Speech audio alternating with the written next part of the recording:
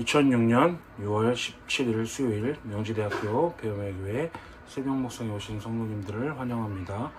우리가 오늘 함께 나눌 말씀은 구약성경 신명기 32장 48절에서 52절까지의 말씀입니다.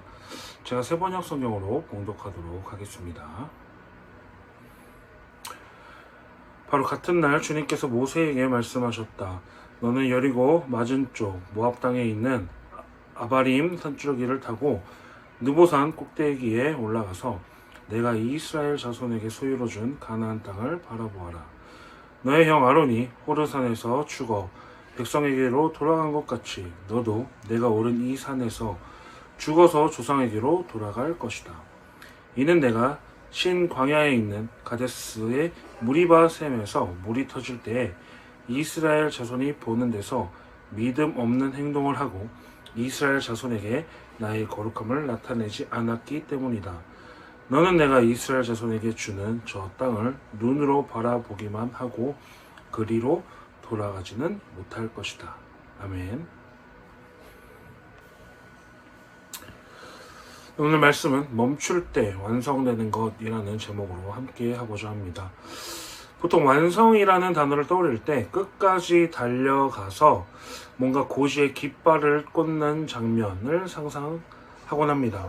시작했으면 내 손으로 마침표를 찍어야 하고 내가 계획한 결과를 눈으로 확인해야 성공적인 완성이다 라고 흔히들 이야기합니다. 반대로 끝을 보지 못하고 중간에 멈춰서는 것은 우리는 미완성이다 라고 이야기하죠. 오늘 본문에는 평생을 바쳐서 달려온 그 목적지 바로 앞에서 선 한 남자의 이야기가 나옵니다. 바로 모세의 이야기죠. 애굽의 왕궁을 떠나서 광야에서 40년의 세월을 보내고 또 그 백성들을 이끌고 불평의 광야에서 40년을 지나 무려 80년이라는 세월을 오직 하나의 목적지, 약속의 땅 가나안을 바라보며 달려왔던 그의 인생이었습니다. 이제는 눈앞에 손을 뻗으면 닿을 듯한 그 거리에 그 땅이 보이기 시작했습니다. 그런데 바로 그 자리에서 하나님은 모세에게 엄청난 좌절될 말씀을 하시죠. 너는 내가 이스라엘 자손에게 주는 저 땅을 눈으로 바라보기만 하고 들어가지는 못할 것이다 라고 말씀하십니다. 왜 모세를 목적지 앞에서 멈추게 하셨을까요? 오늘 우리는 이 말씀을 통해 전진하는 것을 멈출 때 비로소 완성되는 그 두 가지에 대해서 묵상하고자 합니다. 첫 번째는 내가 사명의 자리에서 기쁘게 멈출 때에 비로소 그 사역이 나의 일이 아닌 하나님의 일이 됨을 선포하며 하나님의 주권이 완성되는 것입니다. 모세가 가나안 땅에 들어가지 못한 이유는 표면적으로는 하나님께서 설명을 해주셨습니다. 그러나 영적인 영토의 관점에서 보면 하나님은 모세의 사명의 한계를 정해 주신 것입니다. 모세의 분량에 대해서 말씀하신 것이죠. 모세의 분량은 백성들을 가나안 문 앞까지 인도하는 것이었습니다. 그 뒤에 정복에 관한 전쟁은 여호수아의 몫이라는 것이죠. 우리가 종종 내가 시작한 일을 내 손으로 반드시 끝내야 완성이다 라고 생각하고 합니다.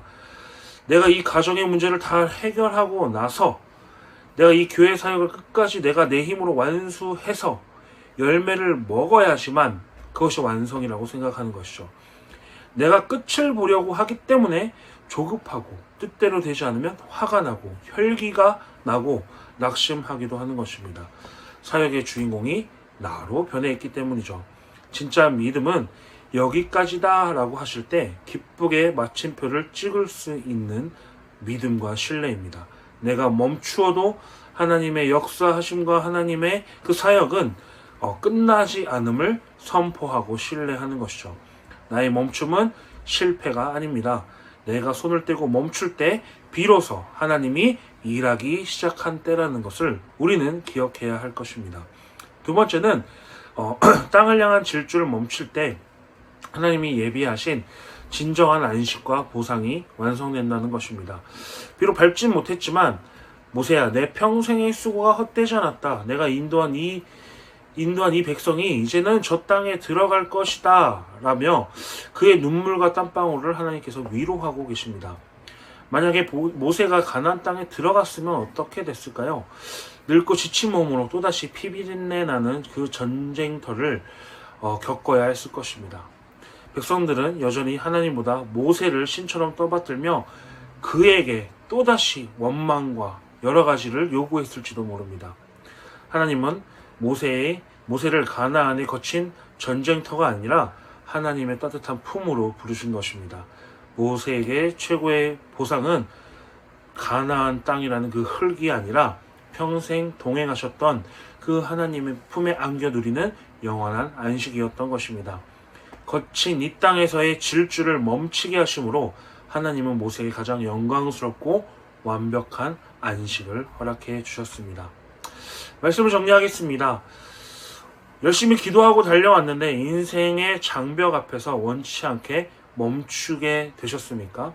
사역의 자리에서 또는 직장 또는 가정 또는 학업, 내 뜻대로 일이 풀리지 않아 사방이 막힌 것 같은 답답함을 느낄 때가 있으십니까? 멈춤은 실패나 버려짐이 아닙니다. 우리를 향한 하나님의 거룩한 세팅이며 은혜의 손길입니다. 이제는 내 무거운 짐을 내게 맡기고 쉬어라 하는 하나님의 배려입니다. 내가 다하려고 했던 교만과 욕심을 내려놓고 보이지 않는 곳에서 완벽하게 일하시는 하나님을 신뢰하라는 사인일지도 모릅니다.